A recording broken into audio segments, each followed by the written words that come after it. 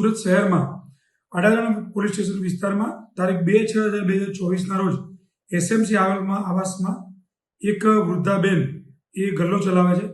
એ ગલ્લાવાળા વૃદ્ધાબેનને બે આરોપીઓ આવી છાતીના ભાગે હથોડી મારી અને મંગળસૂત્રની લૂંટ કરી ભાગી ગયેલા હતા.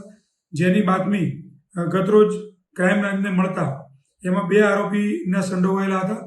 ગુલામ મુસ્તફા, મોહમ્મદ સાકી ગુલામ સબીર વટિયારા, જે બંને મૈધરપુરાના રહેવાસી છે.